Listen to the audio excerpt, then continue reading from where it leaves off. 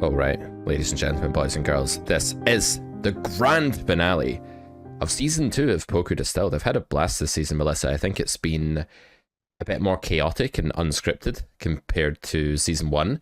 We've deviated away from poker a little bit more. We've talked about some other cool stuff, but I think you've assured me that listening back to an episode, it's actually quite, you can follow it and we're not totally off the rails, so that was good to hear. But yeah, I've really enjoyed this season. I don't know what your thoughts have been so far.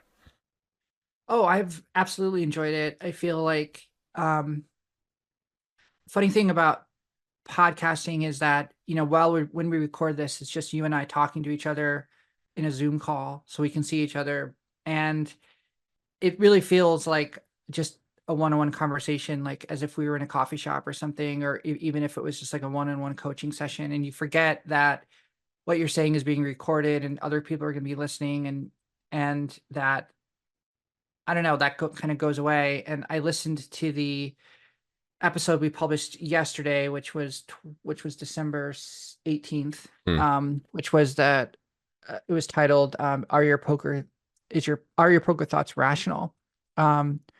And yeah, it was really interesting to hear it back. I don't ever really listen to our episodes, but this one I did. I went out for a run and I had like an hour or so, and I just listened to it, and I thought, maybe I'll listen to it like a little bit and I'll turn it off. But then I ended up listening to the whole thing, and I did think it was quite interesting, coherent, and it seemed to make a lot of sense from a listener's perspective and not just like a speaker. So all that's to say is I think the podcast is better now than when it first started.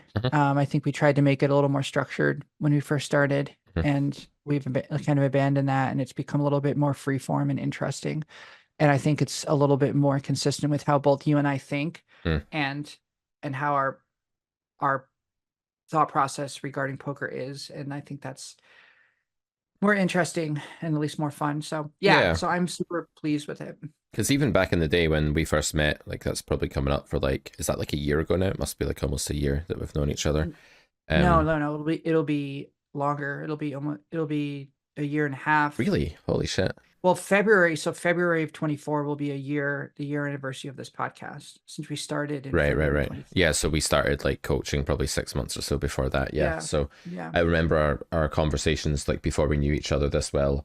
They were really interesting because they diverged off into like loads of random tangential things, and I think like that's what made us want to do Poker Distilled, was that we kept having these conversations that were like, man, this is your coaching time and you're paying for this, and we'd always go like 25 minutes over because we'd have deviated at so many points. And I'm like, oh, I can't charge her for like that conversation we had about fucking philosophy in the middle of the call. So this definitely works. It's a good place. I've really liked it. I'm really grateful for it, actually. It's a really good weekly kind of place to just get things off my chest, to just like talk to a friend and do it in a way that, puts out content that helps other people as well. I think it's been amazing. And I was listening to a podcast that I like earlier on today, and this guy that was on it I didn't really like the guy that was on it. He was one of these people that rubs me up the wrong way, who's kind of, oh yeah, I went out and banged 1,000 chicks earlier in life because I had to prove to myself, blah, blah, blah. And what an idiot I was for going out and banging over 200 chicks a year. Like, kind of like, oh, look, I don't do this behavior anymore. But I'm still going to mention it so I can brag about it. It was like one of these people, right? And it's a humble brag. Really humble brag. Yeah, it was really annoying. But the podcast that he was on got into like this conversation about gratitude, and one of the things he said was like, I get up in the morning and I send out like my gratitude messages. Like I just sit down at like the kitchen table, and I imagined myself doing this, like just getting up, having my coffee, and like making myself send like 2 gratitude messages every day. And I don't know enough people, I don't think, to like do that ad infinitum for a month, let alone like for my whole life. I don't know how these people are so connected and have such sprouting, social networks like some of these people do.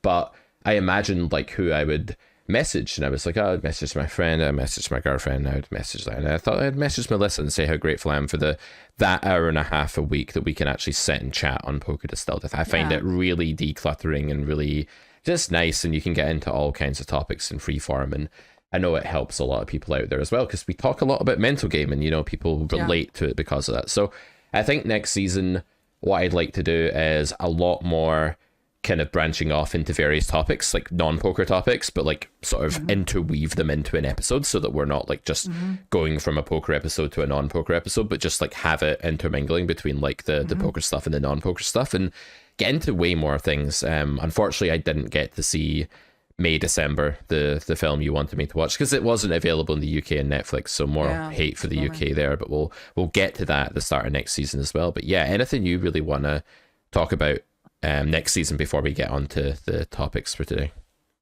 Yeah, I think that I'll second everything you said. I'm very grateful for the opportunity to do this from the perspective of a player, a live player.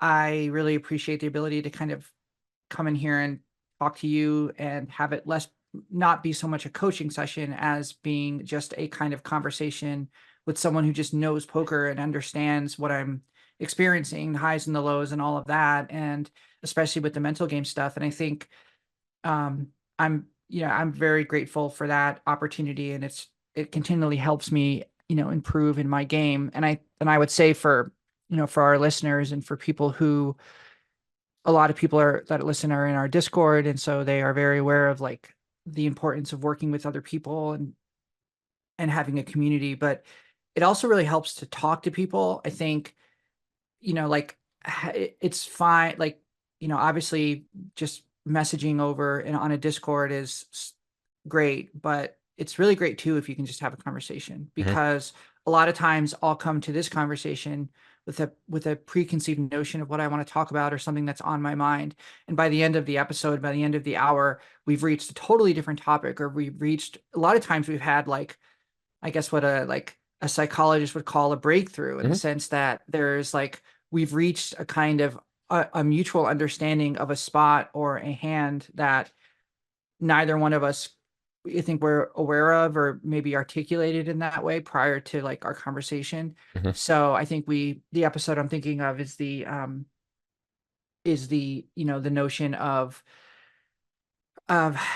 when you lose a big pot and recovering from that, and the grieving process of like the chips having left and having left your possession, and going through that and having it be kind of like a process like akin to grief in the real world when you lose a loved one, and allowing ourselves to grieve in it as human beings, and not just pretend that we're these kind of stoic cyborgs that can just be like, okay, on to the next spot. And so I think that's that episode is an example of like both of us reaching a kind of conclusion that we weren't aware of at the beginning conversation. So that's really special and really cool. And I hope the listeners enjoy that too. As far as next season, I think I want to continue to mix in. I think what makes this podcast unique is like we mix in a kind of some technical stuff, a lot of mental game stuff, but also this kind of real world application. So we're not, both of us, are interested in talking about things outside of poker. And I think our listeners like that. At least some of the responses we get from people are, they like hearing some stuff that's not exactly about poker. And so I definitely look forward to doing more of that in the next season. Yeah, they like my Peterson and Lex Friedman impressions the most, I think. I don't think we've received any compliments about that specifically. Well, I think you'd be quite surprised, actually, if you go back and bloody check, man. And I think with May December. So if for those who didn't listen last week, there's a movie on Netflix called May December, and I saw it a couple weeks ago. I really loved it. I think it's the best film I saw this year, if not in the last couple years, and I'm very excited to talk about it. But it'll be better if I wait until Pete sees it so that we can have a mutual conversation about it, because it's a really trippy, psychedelic, crazy movie that's really interesting and just works on so many levels. Yeah. So let's move on to a topic for today. Yeah, so I have a few. I actually remembered a topic that I would like to talk about, and it comes from, of course, my own tweets, because I always love to share my own tweets on the podcast as well. In fact, I don't usually do this, but I'm going to start doing this because it's a good idea. Yeah, there's a certain, you do tweet a lot. I do tweet a lot. I started a habit, like a policy, that like I'm going to, at the same time of day, which is usually about like 9 a.m. UK time, that's the time of day when I feel the most outraged by stuff, when I feel like really ranting and rambling about things, and that's when I just want to be like, blah, I'm so sick of blah blah blah. And that's why I do it. And I find it a bit cathartic and cleansing, and I also find it good for the business, and I also just think it's like good to put out my opinions in a fearless way. I've been experimenting more and more this year with just saying whatever the hell I think to people and in public spaces as well. I don't hold many beliefs that would be like truly shocking, I don't think, but like the ones that are like a bit more, I don't know, like controversial or whatever, I'm just going to start putting them out more. I think it's good for the character. I think it's good for the soul, and all of that. So I basically had it's a few tweets to choose from here, but the one I wanted to read you, Melissa, was actually like a more mental game thing. We've definitely had a lot of technical tweets recently as well, but I'm going to read you this one, which is something that a few calls I had with students over the past few weeks actually prompted me to think about and be concerned about. And it comes down to this idea of the spectrum of gambling addiction, right? And like on the one side, there's like someone that's really risk averse and has an unhealthy relationship with the gambling side of poker, and that they exhibit avoidance behavior to risk and variance. And we call that person the career nit in a video that I recorded for runatonce.com, and that video will be coming out sometime in early 2024, if not before. So the career nit kind of avoids variance and makes lots of poker decisions on and off the tables that basically stunt their career and really limit them from ever achieving their goals. And then in the middle you have the pro, and then on the other side, depicted on the right of the diagram in that video, there is the kind of gambling, the problem gambler, as I call them. And I made this tweet because I had a few students that suffered from this over the past few months, and every time I did a lesson with them, it left me wondering, like, is this actually okay? Like, is this actually healthy? And like, should we just accept this as tilt and mental game issues and another part of being a poker player? Or is there something like more sinister and deeper going on here? So the tweet basically says, if losing sessions regularly cause you to play on until either 1, you're back to break even, or 2, you're now down so much that you feel compelled to quit for your own safety, then you likely have a gambling problem. Calling this tilt is down playing it. And the idea behind this tweet is that many students I've taught over the years have failed at poker due to, you know, some technical inadequacy or not having the time or having too demanding a family life or job or something like that, or something going wrong. Others have failed due to like not being technically good enough, and then there's a whole other category that have failed because they've had such an unhealthy relationship with the gambling side of the game, right? With the variance of the game and the ups and downs and the betting and losing and winning of resources. Like, they just don't handle it very well. And I thought I would put this out there because I've had a few students recently who have reported things like having to play on until their break even. Their losing sessions being 7 hours straight, like in their house, but their winning sessions just being like an hour. Quitting after winning one buy-in for the day because you've locked up a winning day. Things like this that I think are actually symptomatic of a gambling problem and a really unhealthy results-driven outlook on the gambling side of the game. So I'm curious to get some of your thoughts on that. Yeah, I don't know if I would 100% agree that behavior is symptomatic of a gambling problem per se. I think the example of the person who keeps playing and has to quit for their own safety, I think that would probably fall into the category of a problem. If you're quitting because it's a safety issue, or you feel like you're being compelled to act against your own best interest according to, like, based on a kind of compulsion, then I think that's a different category. But if you're someone who gets stuck and the game is good and you feel like you're still capable of playing, right, playing well and all of that, and you just happen to have a longer session because of it, I don't know. I mean, I've been in that situation many times. Yeah. So the tweet doesn't actually say, like, if you play longer when you're losing, or if you play for a long time in a losing game, then you have a gambling problem. That's not what it says. It says when you have a losing session, you have to transition out of the mental state that you're currently in, which is like suffering and like, oh no, I'm losing, into either I'm now break even through brute force and by staying at the table long enough to make that happen, Or you transition into, I have now done so much damage that my parent mode is stepping in and hauling me out of there for my own safety. Then it's likely that you have a gambling problem. Not that if you play for a long time while losing, you have a gambling problem. That's not at all what I'm saying. So I just want to be clear there. Yeah. Okay. Yeah. No, I understand that. I think I would agree that if you're playing, if you say like, I have to get even by brute force, so I'm going to force the variance. I'm going to kind of like grab the variance by the neck and force it to comply with my wishes until I'm even. Yes, I think that's a problem in the sense that in the sense that it's, number one, it's irrational, and number two, it will lead to, it seems like it's just a recipe for further suffering. And I think that being able to understand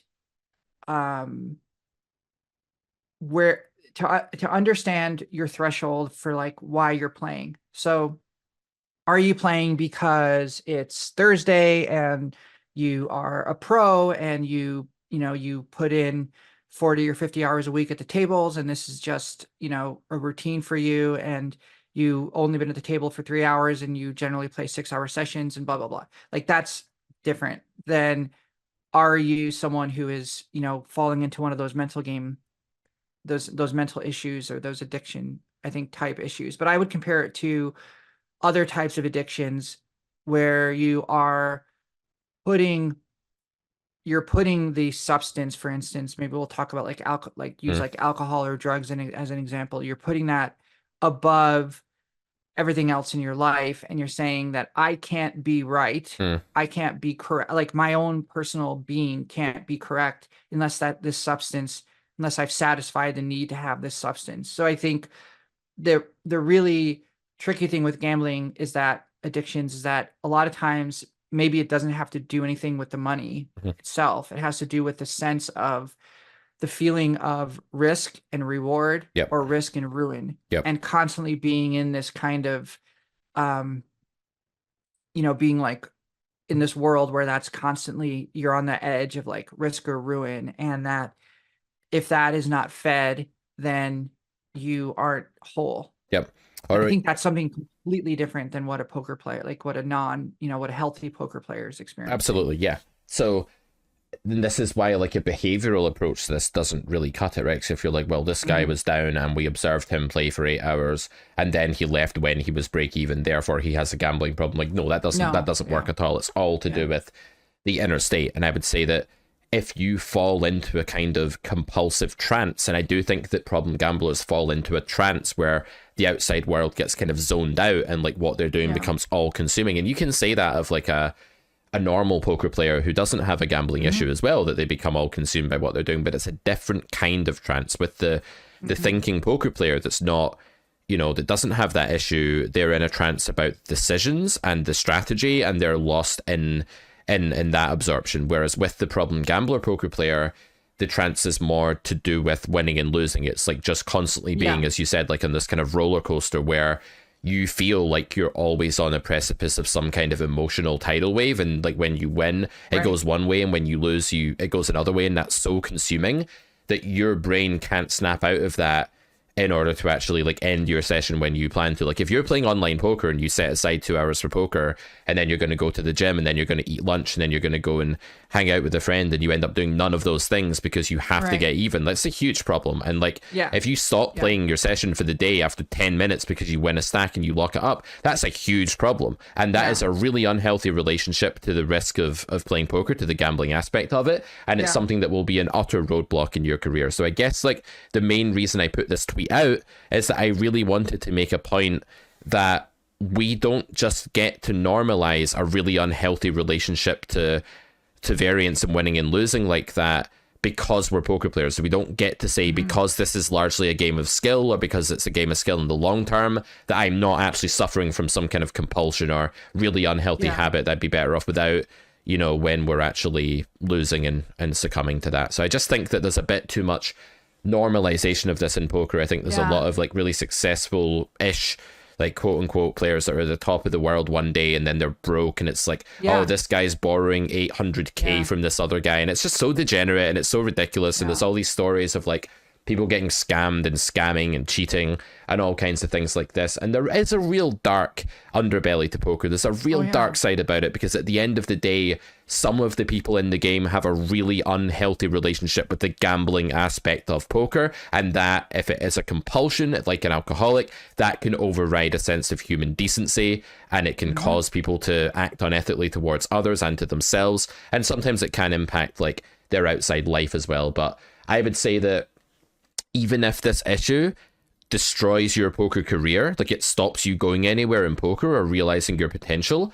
even if it doesn't cause you to like miss a date with your significant other, and it doesn't cause you to like not go to Christmas dinner or something like that, even if it doesn't have those ramifications, like if it's stopping your career from moving forward, then that could be a big chunk of your life. You know, if you're devoting, I don't know, 4 hours a day to poker, and it's a really serious hobby, or even like a part-time job or something to you, and you sabotage that entire aspect of your life through this compulsion, then that is a really big problem, you know. So I don't think it has to spiral out into all aspects of your life in order for it to be an issue. So I don't know, I'm just trying to raise a bit of awareness that I've had a lot of students who do have borderline some kind of really unhealthy relationship with the gambling aspect of the game, and I've stopped and felt the need to address that with them first before actually teaching them technically, because I've been like, let's face this, if you don't actually get this fixed, then you shouldn't really be playing poker. It's not going to go anywhere, regardless of how much technical help you get from me. So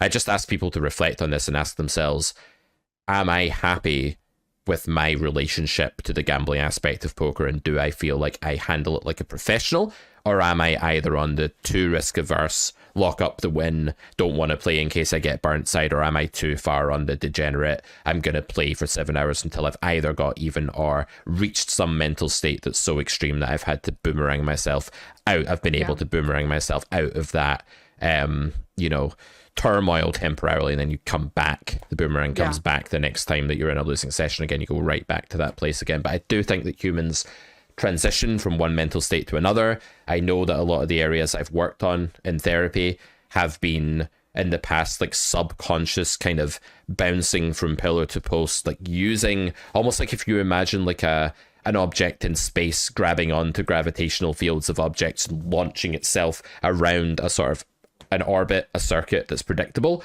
We do that all the time, and I do think the whole play until you're even transitions you to not being down anymore, and the playing until you've hemorrhaged 9 buy-ins and you have to haul yourself out of there also gets you out of that I'm currently suffering in playing poker. So I do think it's like one of those kind of orbit kind of transitional things we do psychologically. For me, I think like a good litmus test is kind of like, let's say that you intend to play, you know, during the day for like 4 or 5 hours, and then you have plans with your significant other to attend like a party. Well, since it's December, let's just say like a Christmas party or something that evening. Can you have a good time at that party? Can you be pleasant to your significant other and all your friends if you've had a losing session? How will your mood change at that party if you've had a winning session? Will you be the life of the party if you've had a winning session? Will you be, you know, making jokes and kind of, you know, all positive and all of that? And it's not to say that you will be unaffected by your session, but how does it affect other aspects of your life to the point where like you're acting in a way that's inappropriate for the job? So for instance, if you're a police officer, or if you work on an ambulance and you're like, oh God, like I saw a gunshot wound today, or if you're an ambulance and you're like, someone, you know, we saw a child, you know, get hurt today, and and those are all aspects of that job. And I'm sure human beings that work in those professions have issues, you know, they have counseling for that and all of that. But at the end of the day, like if you can't handle that, you're just in the wrong job. And the job's not right for you if you're going to go home every night and just feel completely terrible about what you've experienced. Or on the flip side of it, if you're a police officer and you're like, I really enjoy beating people up and bullying people and messing with people and making everyone's life miserable because I'm a power hungry monster, then that job's not right for you either. So I think if you look at poker like a job, and you say, if you're the kind of person that can't go to a party and have a good time if you've had a losing session, or on the flip side, if you've had a winning session, you're going to just be completely like, you know, out of this world happy. Maybe it's not the right job for you. Mm-hmm. That's how I would look at it, and that's not to say that you can't feel things. You certainly can feel good after a winning session. Yep. You can feel kind of crappy after a losing session, but are you so affected by it that you are the police officer, the doctor, the nurse, the ambulance person, whatever, who takes that home and then, is, treats your children terribly or treats your spouse terribly or develops other problems and with drinking or things like that. So like it's just a matter of like, do you understand the needs of the profession and are you the right person for that profession? And you may not be. Mm-hmm. And there's nothing wrong with that. And recognizing that actually probably makes your life better. And if you're the kind of person that's like, I can't handle the swings of live poker or cash game poker, maybe you're the type of person that still enjoys poker, but just more recreationally, or maybe you play in tournaments or whatever. I mean, there's different ways of looking at it. Yeah, recreationally in tournaments, not meaning that you'd have less variance if you became a tournament pro. No. Quite the contrary. But yeah, I know what you mean. No. Yeah, like there's a lot of players I know who you only see on the weekends. And, like if I don't play a lot of tournaments, but when I do, like you always see them there because they like tournaments. Generally it's an affordable buy-in and, you're in for what you're in for. And maybe you fire 2 bullets, but that's it. So, yeah, that's just my approach to it. Yeah. But I also think that you can learn to have a healthier relationship with the gambling side of poker. Like I think the first objective is to admit that there is an element of gambling in poker, like regardless of whether we say poker is gambling in the same sense that playing roulette is gambling. Well, evidently not, because we expect to have an edge long term in poker and we don't in roulette. And we expect to like be able to secure some kind of income, or at least have a very positive expectation if we manage our poker career correctly, and we wouldn't have that as like someone that played roulette. There's no way to beat roulette. So clearly when I say that poker is gambling, I don't mean that it's gambling in the same sense as these other zero edge games or minus EV games or anything like that, but there is an element of you could lose a bunch of your money in the short term or mid-term, and that will do exactly the same thing to you as losing that money at roulette would do. So, emotionally, and the way your brain chooses to represent, like the emotional and mental states that represent that loss are going to be very similar to what they would be if you were a problem gambler. So I used to come from a place of having a bit of a gambling issue. Like when I was maybe, let's say 21, something like that, I went through a phase where when I worked in casinos, I was just exposed to like gamblers all the time and stuff like that. I used to be a croupier, and when I was dealing in casinos, I definitely developed a taste for like, roulette and blackjack and drinking, generally like alcohol fueled gambling binges, shall we say. And then it progressed to like, it's not just a night out where I spend too much money at the casino because I'm drunk with my friends and I'm a kid and that's what kids do and blah, blah, blah. But it progressed to like gambling sober and getting up in the morning and going down to the bookies and playing the roulette machine and stuff like that. And I remember one day I walked all the way down Leith Walk in Edinburgh where my flat was, which is like similar place to where Trainspotting is filmed, the film that's set in Edinburgh. So a lot of the scenes you see in that movie, I was like walking down those same streets, going from bookies to bookies, like placing bet after bet on roulette machines. And then this was after like a morning of drinking, because I worked night shifts, and we'd go to the casino when it opened and sit with the old men beers, not old men coffees, the old men beers at the pub, and the OMBs, would be drinking with you. And I walked all the way down Leith Walk one morning. I went into every single bookie that I passed, and I had a bunch of cash and, punted it all in the roulette. I won about £600, which was a shit ton. It was a fortune for me at the time. I was broke. I always had a dad that would bail me out. That was the problem as well. So if I really needed to, I knew I could phone him up and be like, I'm broke again. Like, send me a couple of hundred so I can pay my council tax bill and get a kebab from the place downstairs. I could always do that. And that was as dangerous as it was helpful. Don't know what I would say to, parents who are throwing money kind of in a protective way at their children, but maybe not in a teach you long-term lessons way. I think that's something maybe that I would try not to replicate if I have kids. But anyway, he always made sure that I could eat and I was okay, and he loved me a lot and still does, and that's why he's like that. So he didn't do it out of any kind of malice or whatever, but it definitely left me like a bit of an irresponsible little kid, and I definitely developed a taste for gambling. And that day, I think by the end of it, I was up like 600. I got back to my bed. It was like 2 p.m. I had to be in the casino again at like 8. I was like, oh shit. and I started to go to sleep, and then I couldn't, and I got up and I got my wallet out of my drawer and I went down to the bookies downstairs and lost like 300 of the 600 that I won. Then I went back upstairs and slept. And at that moment, I actually thought, holy shit, this is like not okay. You just went to bed and then got up and put your clothes on again and went downstairs, right? So, you know, I'm telling the story just to frame the fact that I once had a bit of a gambling issue, and that definitely also related to poker as well. And that if I was playing cash game poker, it happened more with cash game poker than with tournament poker.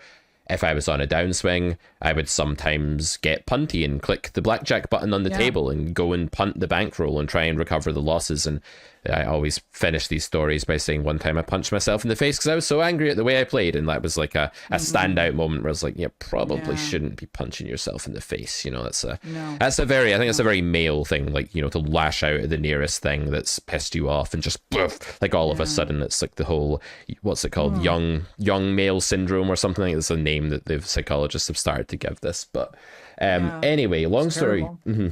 Yeah, it sucks. You feel like you're a slave to your own emotional whims. And so I got to a place over the years after that, largely due to just getting better as a human and just like getting therapy and just being happier and like finding out how to be a real connected, normal human. I got to a place where I didn't have many of those problems at all. And now if I go on a downswing, I don't love it, I don't like it, but it doesn't affect my day. It's not going to bother me like at dinner that night at all, really. And it's not going to affect my play very much at all either. I'm still going to play largely the same as I would normally. And this all goes to say that if you are listening to this and you think, man, I do have a lot of these really unhealthy, compulsive behaviors to do with the gambling aspect of poker, like, work on it. Get a mental game coach, talk to a therapist, try and work on it. There's nothing to say that within reason you can't tame that and you can't learn to process the gambling aspect in a healthier way. This isn't quite the same as like if you had alcoholism and you went to see a therapist, and the therapist would be a very questionable therapist if they said to you, well, we can learn to just like drink and, you know, have a good relationship with drinking and get drunk sometimes, but not all the time. That would be very bad advice, right? But with poker, I think if the gambling problem isn't totally pathological and it's just kind of like, I am a human, I'm young, I'm angry, I've got trauma, I've got emotions, and I take a lot of that out of the poker table, and I've developed a bit of a toxic relationship to the gambling aspect of poker. I'd like to think that through maturity and through learning how to become the professional, we can actually survive. And then I would draw the line at certain people who have a more pathological kind of wiring in their brain that will kind of make it impossible for them to ever have a healthy relationship. And being super honest about that with yourself and where you are in that spectrum, I think is hugely important. So yeah, all good points, for sure. And I think it's I just think it's important to be honest with yourself and look at why you're playing the game, why you're sitting down at a table, or why you're logging onto a game if you play online. Like, why are you doing it instead of something else? There's a lot of things you could do. Like, why are you doing this instead of something else? And even if you do like gambling, and there's nothing wrong with like wanting to like enjoy gambling. I don't know if poker is like the best form of that. Like, if there's other ways to gamble that, I don't know, like, are more fun. Hell yeah, there are. Yeah, much more fun to like, and like much more social in a lot of ways. And I was at a casino this weekend, and I was just walking around the pits, like waiting for my seat to be called. And like, it is amazing how much fun people have when they just recreationally gamble. Like the people at the roulette table or at craps, you know, like you're just like so much, they just have so much fun. And I think it's a really important outlet for people. There's like this, at least in the United States, like among like certain, I think a certain type of person, educated person, generally like someone that's like, you know, on the upper end of the socioeconomic spectrum, whatever. And they kind of look down at casinos, or they look down at it as like, you're just kind of burning money, or you're just kind of, you know, it's just like, it's for like lower middle class people. And, you know, they just go there and they punt off, you know, their small salary or whatever. And I actually don't agree with that at all. I think there's something intrinsic in human beings to want to risk, to take risks, and to feel a sense of reward or failure. And sometimes if your life has a certain kind of staleness to it, Maybe your job is not what you expected it to be. Maybe you're just doing what you have to do to get by, but you take, this little piece of income that you have and you risk it. I think that's kind of amazing. And I think it's really an important aspect of the human condition. And I know there's a dark side to it, and I know that there's this and that, but yeah, I don't look down on that at all. And yeah, I actually kind of find it. I've never worked in a casino, so I know that. I mean, I haven't Oh, seen that's the a real people come dark in side, like this and is, ruin their lives, and I understand that. But I also feel like everything in life, when you're an adult, has a dark side to it, and that the key is not to allow the dark side to overcome the positive, and not to become one of these people that's just like this dour, yep, that's like always reminding everyone of like, well, there's this, like a safety Debbie Downer warden. type person, There was a like a kid in our safety school, warden. we dubbed him Safety Yeah. Warden because he would say things like, that's unsafe, like when a car drove a certain way, or like, I don't know, someone ran across the road too quickly Yeah. or something. And it was like a real turn off of a trait to have as a Yeah. kid in the playground. Like the other kids didn't want to be friends with Safety Warden particularly. And Yeah. when you are overly conservative and you're the career net in poker, it's very much the same thing, where the things you are doing and saying and the way you're behaving is making it impossible for progress to be made. And I think that's why people who are so risk adverse, that are going to look down on someone for gambling, or are going to say, oh, well, gambling's just stupid and silly and you just obviously shouldn't ever do that. It's like, well, that's to ignore the upside of gambling. Like, clearly there's something really good about sitting at a blackjack table and having a few drinks with your friends and, doubling and jeering and the table all rallying, when the dealer busts and all high-fiving. This is like clearly just a way of humans to enjoy themselves, and they're willing to accept the risks. So I wouldn't go as far to say that, like, yeah, let's go, you've got a meager McDonald's paycheck, and like, good for you for punting it all on one hand of blackjack. No. Like, I wouldn't go that far, but I would also say, like, we should be able to enjoy certain things that aren't good for us if we take them to excess, if we know how to moderate them. And I think it's way better and empowering, to learn how to live with the darkness within you and the dangers that poses, and learn how to tame that, rather than to just close the door on those demons forever and pretend that they don't exist. Because I bet you the safety warden person that's like, you should never play a pit game, probably has some demons that are locked up behind some kind of closet door, and one day they're going to burst out. Whereas the guy or girl that's been able to say, let me indulge my dark side here, let me like have a bit of fun by taking this risk, let me learn my own limits and my own weaknesses and where I might fall into vices. Like, I think if I'd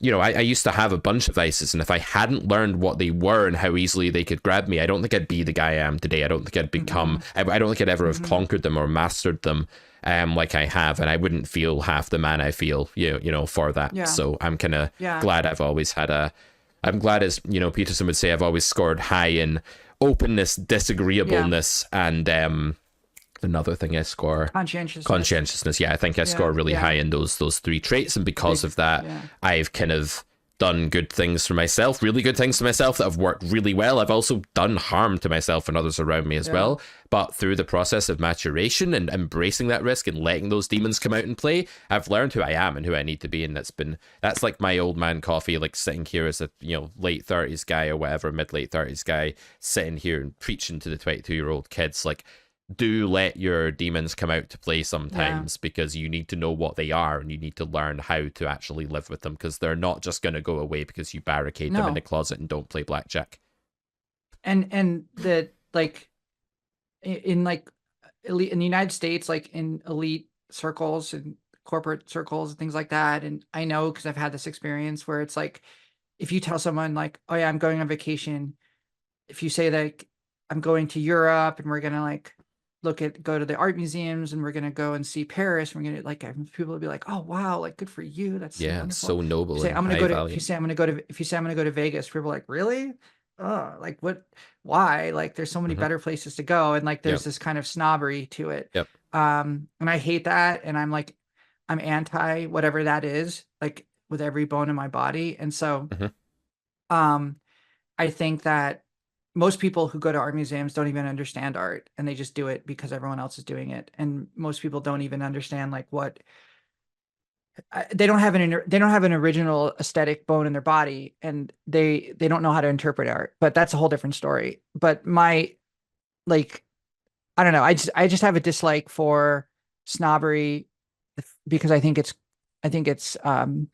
cowardly, and I think I'm much more interested in people who have a firm sense of who they are and what they like, even if what they like may be drinking beer out of paper cups and Mhm. going to watch monster trucks. Or I went to a rodeo one time and it was amazing. It was amazing. It was amazing. And it like I just love that. And Mhm.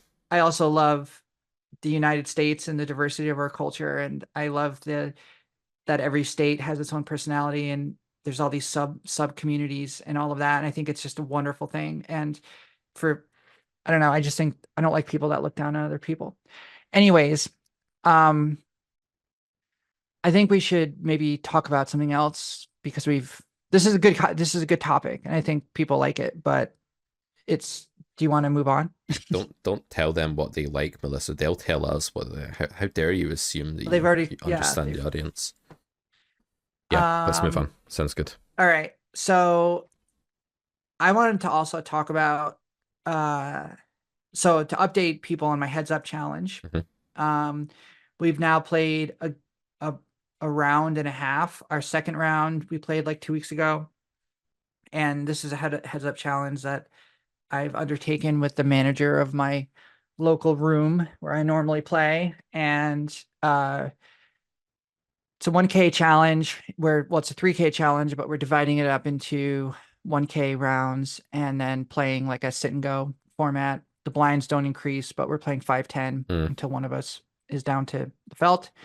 Um, the second match was pretty back and forth for a while. And then the issue is that um, variance went in his direction and not mine. And when you can't rebuy, variance is going to play a larger role, I think, in the outcome. I'm pretty happy with how I played. I actually feel like I played better the second round than I did the first, but we quit um, after playing for like 5 hours because we were both pretty tired. And at this point, I have about 300 left and he has the rest. Mhm. So I have roughly, if this was a tournament, I think, what would that be? 30 Mhm. bigs. Mhm. So not quite in like shove territory yet, but definitely on the ropes a little bit. And Yeah. we're gonna restart it probably in the new year. Mhm. So we'll finish the second round.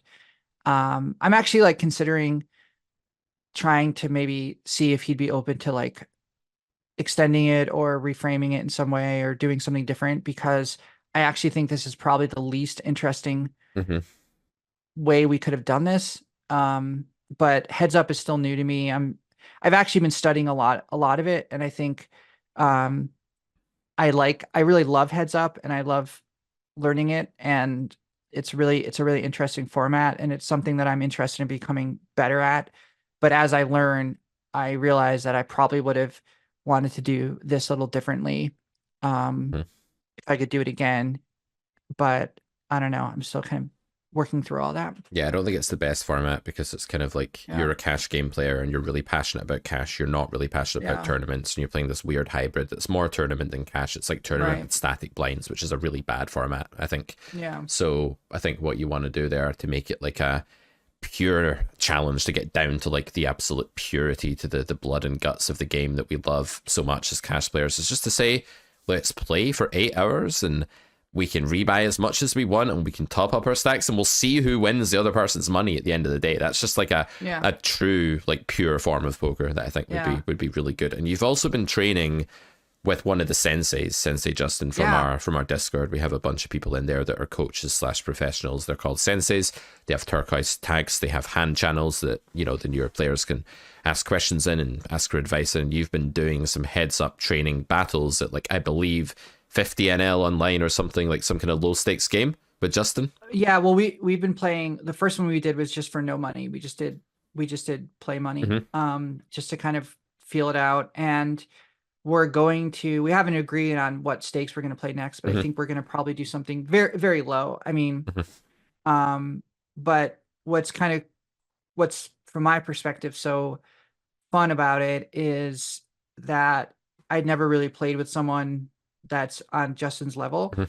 And so there's, I just felt like I could play a lot more theoretical maybe, or I could take the more theoretical lines and I can interpret what he was doing Mhm. more theoretically and vice versa. And I thought that was really fun and interesting. And it led to a lot of really cool spots.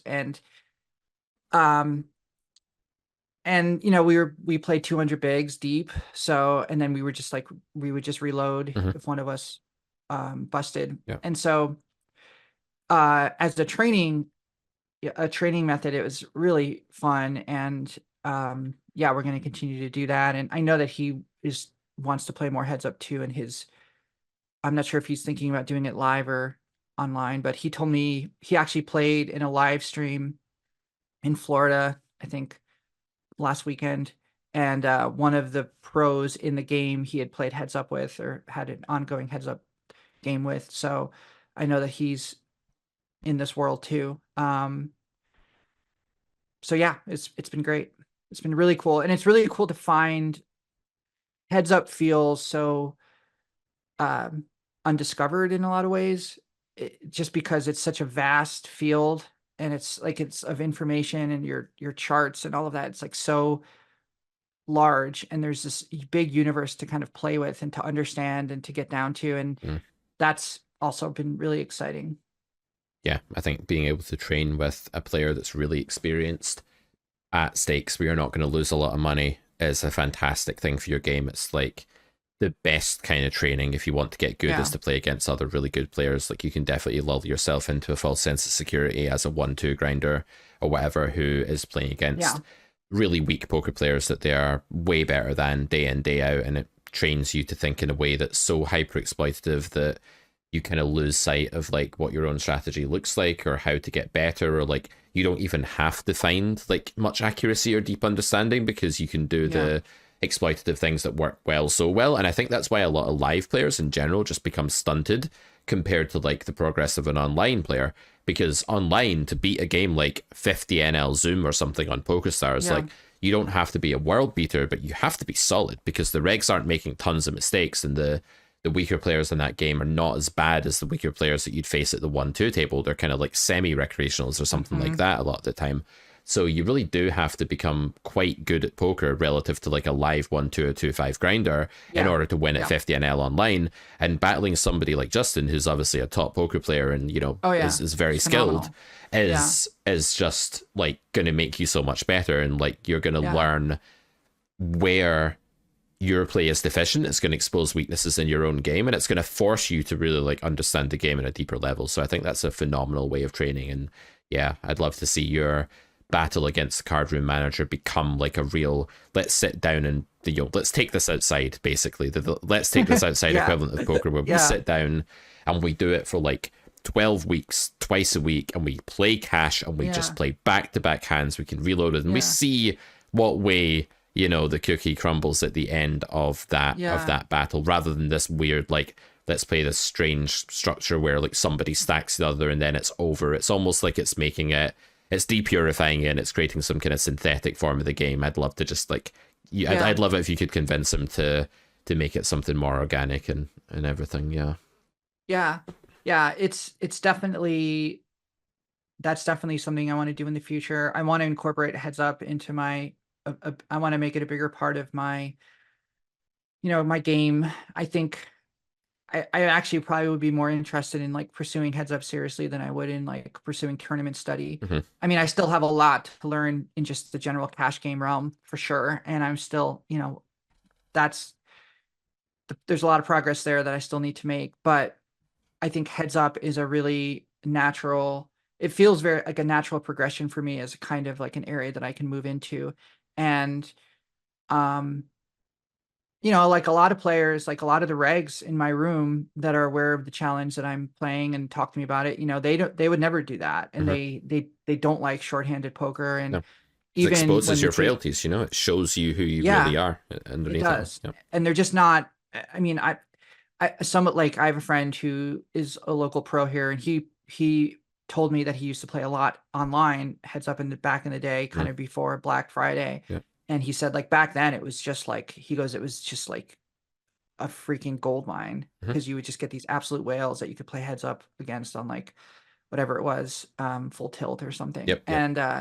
And he actually said he played against Doug Polk a bunch too back then. But so I think some of them will, but the younger ones, like the younger regs who haven't been around for a while and don't play at all online, but just play a ton of cash, they're much more willing to kind of play PLO or something like that than they are to play heads up. And it's also great because it helps me when I get into heads up situations in a live game, when I've ISO'd someone, or, those occasions when it's a 3-bet pot and it's just me and another player. I feel a lot more comfortable in that world now. And granted, it's a much different analysis because there's been a lot more filtering that's gone on in a live game than there is in a heads up, but I still feel much more comfortable in that format. And I think there's a lot to say of just feeling comfortable in a format. So not feeling like you're in a foreign world, or not feeling like you have to cling to a chart, or you have to cling to a kind of certain strategy. You feel a lot more flexible. You feel like there's more room to breathe. And I've felt that way now, where I feel a little bit more like, okay, I have some options here. I know where I'm at. I'm more comfortable in this world. It's a heads up. It's a 3-bet pot, maybe even a 4-bet pot, but I've been here before. I know where I am. I think as well, like dealing with range width, like when you have a range of 1,000 combos and you have to open that range on the button heads up, and you have to play against a range of like 700 combos, you really learn who you are. It's like that whole expression, you don't know somebody until you fought them or something. It's like one of those old sayings, and you don't really know yourself as a poker player until you've kind of captained the range. I don't know if that's the right word, but you've captained the range, you've piloted a range of many combos, like until you've played a range that contains all of the combos of 6-4 offsuit. Like, how do you really understand poker at its purest sense? And I really do think that like tournament players who just play 5-way pots and then get short and then jam for 20 big blinds, and that's like the majority of their poker, they're playing a really synthetic kind of weird, anesthetized, like dumbed down form of the game, where most of the intricate beauty has just been removed, and they'll never ever get anywhere half as good for the most part as players who were around in those days. And like the heads up thing, your friend that used to play back on Full Tilt, like he probably had a 26 BB per 100 win rate heads up against the whale, because you can get that so easily. You're playing every hand, right? You're not folding and letting someone else battle it out. Like your win rate in 6 maxes or full ring, God forbid, is so diluted by the fact that like most of the time other people are involved in the hand and you're not. And that's why it's so absolutely idiotic when people say, "Oh, you made a 4,000 BB per 100 mistake." It's like, no, you didn't. You just made a mistake that would cost you 4,000 BBs if you played that spot and made that mistake 100 times, right? It's another tweet I was ranting about before, because most of the hands you play in a 6 max or full ring environment are just you folding 8-3 off and doing nothing. So heads up is amazing. It's a great way to do that. 3-handed is a great way to do that. I kind of grew up poker playing 3-handed. It was me and my 2 friends, and you were always involved in a spot. It was 5-card draw. You had to figure out what they were doing, what their psychology was. You didn't have a flop or a board texture to help guide you, and it was just like you and 2 other guys, and you just had to know what they were up to and what part of their range they had based on how many cards they swapped and what they're betting and how they look, and reading them live tells. And that made me a very versatile poker player, and that like you can put me in any situation now. You can put me heads up, you can put me 3-handed, put me in some wide range spot, and that's where I have the most fun, because I'm like, oh, you're small blind? Oh, you didn't realize that your range is 700 combos before the flop here, and you're going to triple me on that board where you have all of the combos of 8, 9, 10, 9, Jack 9, Queen 9, Queen 10, Queen 8, King 8 off. You didn't realize you had all those? Oh, I call with like Ace 4 high because it doesn't fucking matter, because that much is too much of your range, and I know that and you don't. And that's the kind of school, that's the kind of like street fighting, like talking about like the Joyzy thing I posted, the "you want to fight about it" kind of meme in the Discord this morning. And it's that whole like, if you've grown up in that poker environment, you've gone out and smashed the shit out of another human and had the shit smashed out of you, you will become like a fearless, hearty poker player. You will have the heart to run bluffs. So we had to cut there because the green screen of death happened again. This is just like a Poker Distilled thing. It only happens when we're recording Poker Distilled, but the whole computer freezes, and it's a long story and it makes me really tilted. So whenever you guys see this, like there's a sudden cut and then the thread is gone and then we start talking again, it's because I'm now tilted. So we're running advanced repair mode and we are repairing the corrupt file, and hopefully we'll, if you're listening to this, the good news is that we have a podcast for you. But yeah, heads up play, all of those formats I played when I was young, they really prepared me for everything that was to come, and they made me feel like at no point was I out of my depth, because I'm sure a lot of the people you play against, Melissa, in the card room are absolutely terrified of playing three-handed, would have no idea where to start. And I would argue that if you have no idea where to start three-handed, then you're not really a poker player. You're just someone that's kind of treading water in a synthetic, dumbed down environment, and you're surviving, but you're not really playing cards, not properly. Yeah. It's one of the things I was going to mention when you were talking earlier is that what's so interesting about heads up play is understanding the threshold between value and showdown value. So like there's this temptation to just check, right? Check down. Check down to the river because you have a queen plus or whatever. Just like, okay, I got showdown value. And I haven't studied enough to understand exactly where that threshold is, but what I do know is that it's not always, even if you have showdown value, theoretically, there's value to be had in spots where you would never think to get value in any other format. So, you know, your spot where your threshold for checking down with showdown value is like very clear in a full ring game, you know, with a queen high, king high, ace high, is like would turn into kind of like a pure value, or maybe not pure value, but enough value, plus, you know, a little bit of denial in a heads up situation, that just would never occur to you. And so like understanding those spots, I think there's a lot of EV there. And that's a really interesting spot that I think if you're not someone that is willing to kind of get in and look at to study it, you're going to lose a lot of EV there. And I've noticed in my heads up challenge, the temptation, I'm subject to this. I fall subject to it. And I think it's definitely different because of the format that I'm playing, as we've talked about. But putting that aside, there is that temptation to say, okay, I just need to get to the river. Just need to get to the river. Just check. And that's, I think that's incorrect. And it's a trap. And you can fall into that pretty easily playing heads up. Yeah, and I think even six max, there are spots that are like wide range configurations. You know, like if you're a full ring person, and then you suddenly start playing online six max, and you don't realize that like, well, blind versus blind, second pair, when it's gone check all the way to the river, is a huge hand that you can like pot it with now. You know, you're going to miss out on a ton of value and some of that value denial earlier on as well that you mentioned quite rightly. So yeah, we have this situation then where the other thing that goes on in these really wide range situations is that all of your kind of thresholds change, right? So like where you need to start showing your hand down instead of bluffing changes as well. Like that's now going to be lower. So you can like check queen high on the river and be realizing 20% of the pot in heads up in some spots, or three-handed or late position six max. And that just simply isn't the case if you play full ring and you have queen high in the river. You're not supposed to really win by checking down very often at all. Now, the other thing that happens to live players, and maybe some of the audience watching this will relate to this, that there's a culture live of like when no one has anything, you just keep checking until you show your hand down. You go, oh, what's that? 9 high? Yeah, you win. See if you find yourself, let me like give another one of my ranty tilted kind of outbursts here. If you find yourself frequently showing down 10 high and losing to jack high on the river and going, oh, we both had nothing, but his nothing was better than my nothing, I guess I'm unlucky this time, like that is a real red flag that you don't know what you're doing. Because in most spots where you have any kind of like decently strong range, like any time where you're not like a big dog, it's correct to be bluffing in these cases, especially if you're the pre-flop aggressor with the stronger range pre. So if you've opened the cutoff, big blind calls and you have jack high and the board is like 9-7 deuce and it goes check, you have jack 6, let's say, which you should bet on the flop, by the way, a lot. But if you don't, like, okay, whatever, we'll reserve that conversation for another day. And then the turn is like a 3 and you still have jack high and it goes check and the river is another deuce and it's like, I don't know, 9-7 3 deuce. And you check jack high and you lose to king high and you're like, oh, well, I didn't have anything. Why would I invest any money?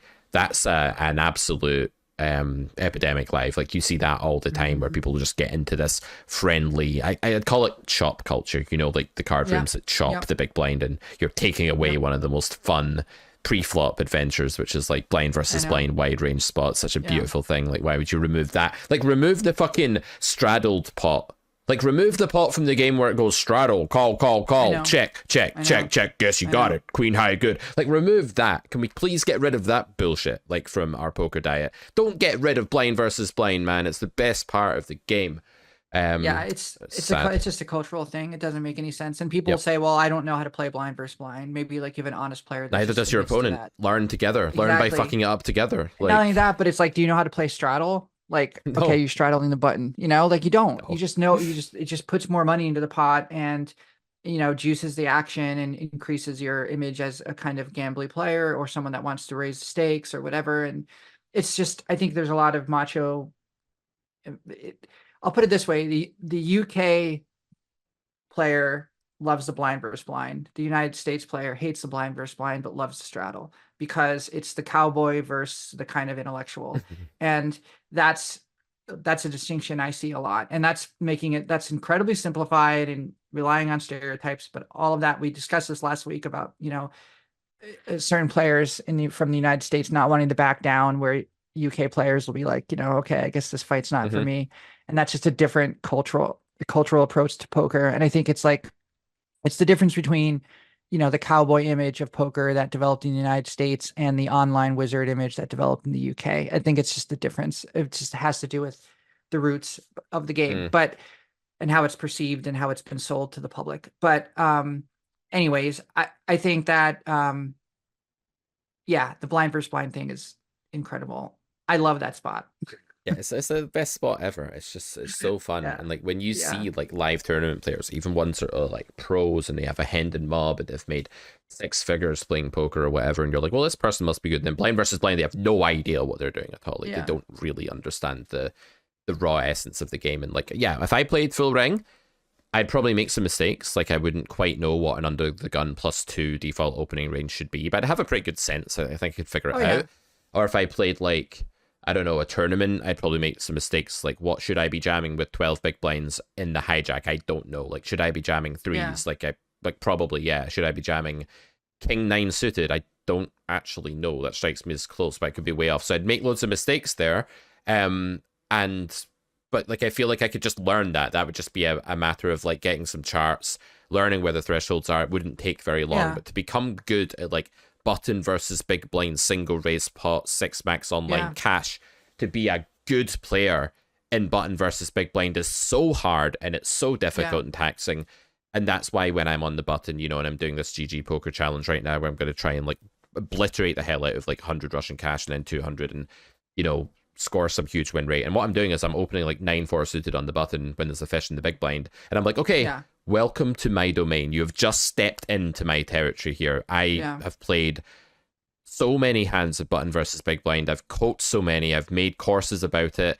This is my land. Like you've walked into my house and you don't know the lay of the land. You don't know where anything is. I know where everything is. I've set up this dungeon full of monsters and traps and pitfalls for you, and now I'm just gonna like watch you bumble your way through it and fuck up. And it's like, well, why wouldn't it be really winning to open 9-4 suited? Like, what's the EV of opening that in equilibrium? Well, it's minus 0.03 big blinds, 3% of a big blind. Let's see, can I make up for 0.03 of a big blind when my opponent has no clue how to play in my territory and I know it really well? I think so. So this is where the biggest edges are possible. It's the funnest part of the game. It's why the heads up people on Full Tilt had the biggest win rates of all and became the richest. And it's why you should learn heads up, because it will make you a real poker player, not just some person weaving through a preordained obstacle course in a synthetic kind of stabilized training wheels version of the game. Yeah, for sure. Quick example for me, like last night I was in a hand where I had ace 5 off and I opened from low jack and got into a pot and went to the river, and I ended up like showing down my ace that I hit it on the turn. I turned an ace and blah blah blah. I won the pot. But my friend, who's a pro and was sitting next to me, kind of, we tease each other a lot about what we play and when we're outside of charts and this and that. And he says, ace 5 off. What are you doing from there? Like, what are you doing? And I was like, I think I can do that in a 200 big blind deep game from the low jack. And even if I can't, it's not that big of a deal. No. It's not that big of a deviation. No. And when I'm looking down the table, and last night it just happened to be the players that were in there were less than competent players. What do you mean it just happened to be that way last night? I'm just trying to be politically correct here, or whatever you want to call it. But I'm just being polite, I guess. Well, don't be horrible. Okay, sorry. I'll let you go on with it. It was an aquarium. What do you want me to say? Yeah, and so I'm looking down, okay, and I'm thinking like, okay, like the skill edge will compensate me for whatever 0.2 loss of EV, right? Exactly. Whatever it is, you know, and we've talked about that, and I think that is there's so much to be gained there, and it's so comfortable when I was like, I think I can do this, but even if I can't, it's not that bad. Yeah. And so once you start from that place of like, this is where I'm at, this is where I'm operating from, you feel like, okay, I have all these tools in front of me. I understand the vehicle I'm in. I'm not thinking that this is like a mandatory anything. Yep. You know, it's a deviation, and I need to adjust accordingly. Yep. And most low stakes players will call wide and have no idea what to do pre-flop. I mean, you're talking about blind versus blind, but really in any configuration, it's like, it's kind of a mystery, and they're going to play heads up. They're going to play, very heads up as to what they have. It's going to be very transparent, and face up. That's what I meant. Yeah. Like, and so so that's just, we've touched on this before, but when it's put into practice, it's incredibly powerful. And I think it's all the more reason why it pays off in spades to study and to become competent in theory to the best you can, and to understand the charts to the best you can, and then understand the rules so that you know how to break them, essentially. 100% agree. Spades are the best suit. They're the most powerful, and it does pay off more in spades than it does in any other suit to open light. Okay. All right. Okay. Well, we've now deviated from the seriousness. No, I have a really serious point though. One final point. Right? Okay. Which is one final point, so we can wrap up this season in this episode. Go enjoy our holidays and detox from the stress of green screen crashes.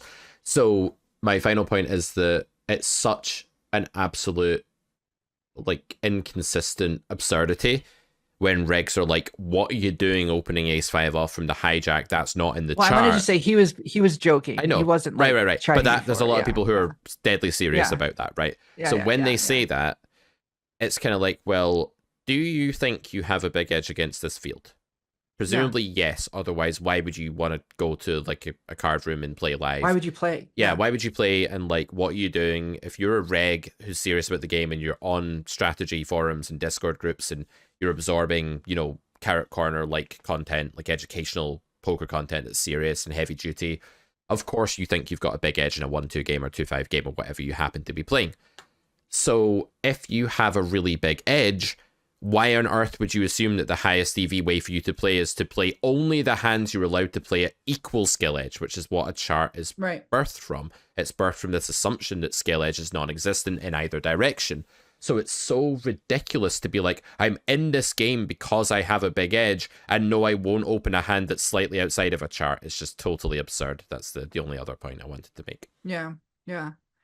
So I think the takeaway, I'll say, as like I don't know, maybe it's a little bit, we're not going to have some sweeping conclusion to the season, but I will say that for me, what I took away from the season is that when it comes to, incorporating theory, incorporating charts, it's what we were just talking about, which is understanding where the deviations lie, understanding where your skill edge is, and acting accordingly. And it also makes poker a lot more fun. Absolutely. So and on that note, my case of wine has just arrived that I ordered a few days ago, so maybe I'll have to crack open a bottle of red wine, have some dinner, have some chicken tikka masala and some rice and some naan bread. Good. And what I'll take away from this season is just that, man, like, it's really fun and healthy to talk about the stuff that's on your mind to do with the thing you do for a living and your main hobby in life, which is poker. And just being totally open about everything has been super useful. I think the viewers have hopefully enjoyed this season as well. And when will we be back for season 3? Just to give people some idea. Ignore the dog probably barking in the background.